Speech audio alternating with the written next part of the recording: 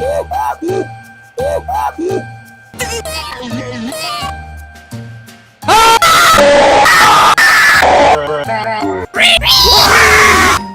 is up, you guys? I'm Charmx. Today I'm going to be reacting to how one man survived being lost 438 days at sea by Real Life Lore. Now, I think Real Life Lore makes really cool videos, and this title really got my attention. How do you survive 438 days at sea?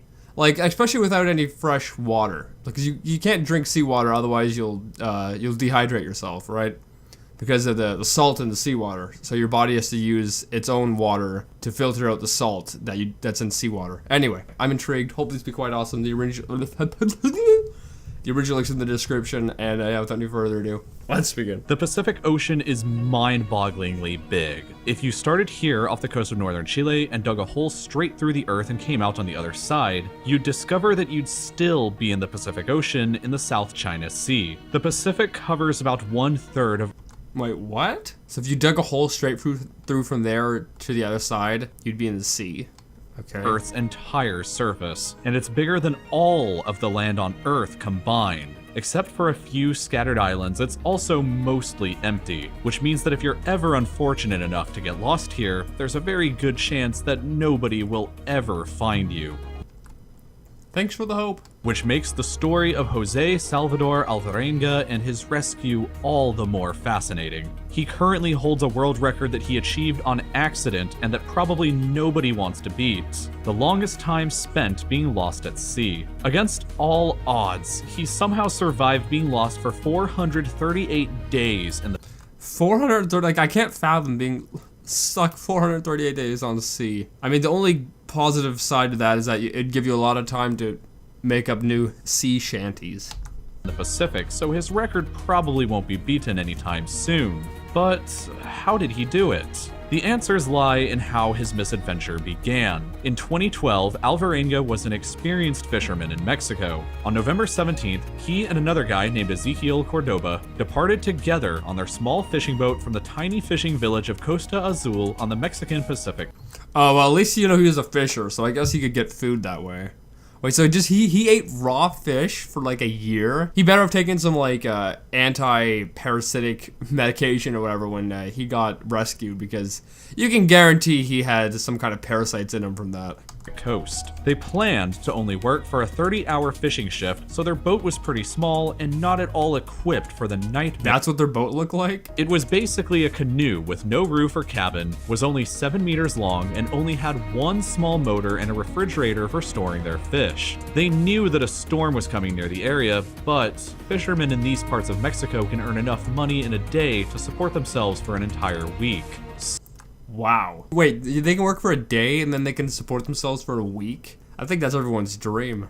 Just work one day a week and the rest of the time you get off. So they decided to take their chances and traveled 120 kilometers away from the coast to work.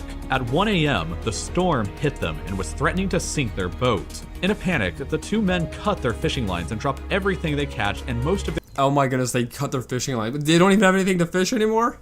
They don't have anything to fish? Their gear overboard to make themselves more maneuverable. They were 6 hours away from the coast, so they traveled through the storm and the night in a desperate attempt to get back. By 7 a.m., they were only 24 kilometers away from the coast and could see mountains on the horizon. But then, awful luck struck them and their motor died. Without any paddles, oars, or sails.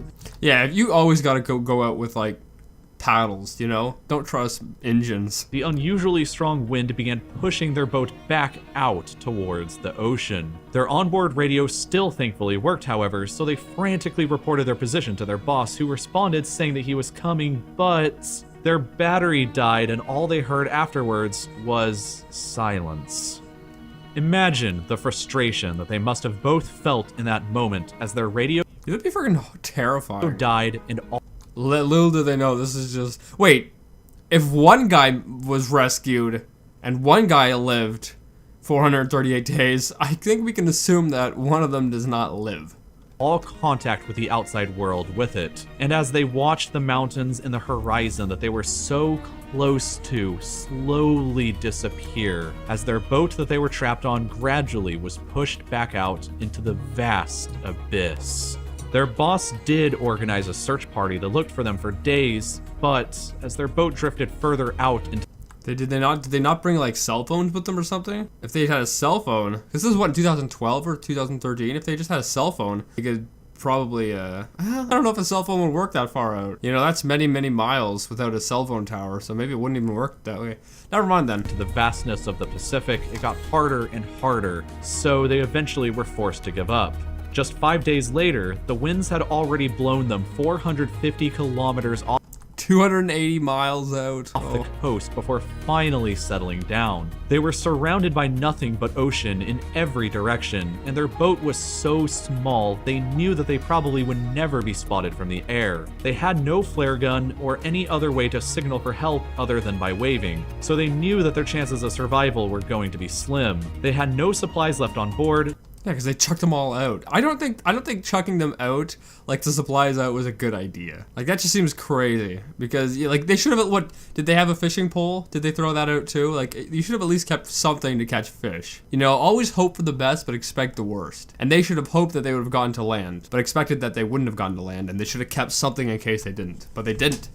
So they were forced to catch tiny fish or birds that landed on their boat with their bare hands for food. They Why would a fish land on their boat? grabbed plastic bottles that they found floating nearby them and used them to collect rainwater for drinking water. But during long periods of no rain, they were forced to mostly drink the blood of turtles that they caught with their What? hands or their own urine. Imagine going day Blood of turtles. That's some next level hardcore. after day, month after month in a tiny box with only one other person to talk to, and the only other ways to entertain yourselves being catching fish or napping. It's easy to understand how How sunburnt were they by the end of this? somebody could go insane under these conditions, which, according to Alvarenga's story, his friend did. The other guy, Cordoba, gave up hope about 4 months into their isolation and became suicidal. He got sick from all of the raw food that they were eating and refused to eat. Well, someone got sick from the raw food. I'm surprised the other guy didn't get sick from it. Like, fish have parasites. That's why a lot of, like, sushi, if it's not frozen properly, the parasites can actually, like, go in you and, like, survive. But normally when the fish are frozen, it'll actually kill the parasites. You'll still eat the parasites, but they won't be alive. But if it's not frozen properly, there's a high chance you can get parasites. And I'm surprised both of them didn't die from eating raw fish for over a year. And eventually starved to death. Alvarenga was then all alone in the middle of nowhere with no other human in sight as far as the horizon could see, a tiny speck inside of the enormous Pacific. And as you can see from this shipping map, the Central Pacific where he was somewhere at is a very quiet part of the world. He's just in the middle of it all. He's in the middle of nothing. Ships rarely come through this area, but even still, he claims to have encountered one when he was alone. A cargo ship apparently passed right by him and 4 men on board spotted him and waved, but they just kept moving past. What? I was gonna say, well, you know, these cargo ships, the odds of someone seeing you from it are very little, or very low, because you're in the middle of nowhere. People aren't just gonna be looking out. People are gonna be doing their own stuff inside the cargo ship. But 4 people saw you and they just waved and that's it? Oh my goodness. Him and never even bothered to stop.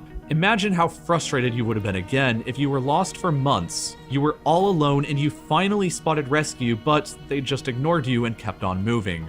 Were they just ignorant to his situation? Were they just not aware of what was going on? I find that so hard to believe that they just waved and then kept going. Like, did they know he was stranded? And like, ha, look at that sucker, let's keep going. Like, what was the thought process? 11 months in, and Alvarenga had traveled about 8,000 kilometers across the ocean in 5,000 miles. boat. His clothes were shredded, and he only had a sweatshirt to protect himself against the sun. But finally, on the 30th of January 2014, he spotted coconuts bobbing around his boat and birds landing around him. He knew that land was near, and after drifting some more, You should grab the coconuts, man. Like, you can get some water from it or something. he discovered an island that appeared to be uninhabited. It took him half a day just to drift near the shore when he finally jumped out of his boat and left its safety for the first time in over a year. He swam ashore and discovered a house, and when he knocked, he made contact with the first other humans since he left his village in Mexico 438 days ago, That's wild. traveling nearly 11,000 kilometers. To put into perspective, understand just how far away that is. Imagine starting in a tiny boat in Lisbon, Portugal, and traveling less than 1 mile per hour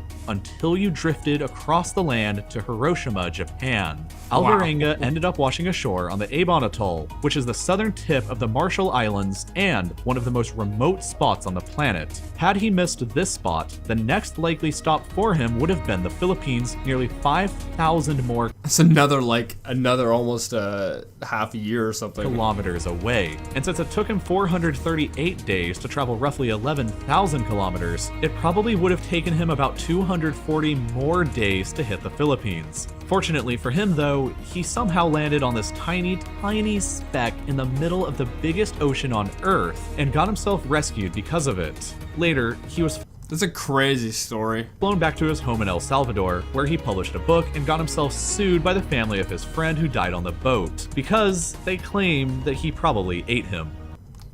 I was actually kind of thinking that, you know. I didn't mention it because I thought it was a little bit gruesome, but you know, did he eat the guy who was sick?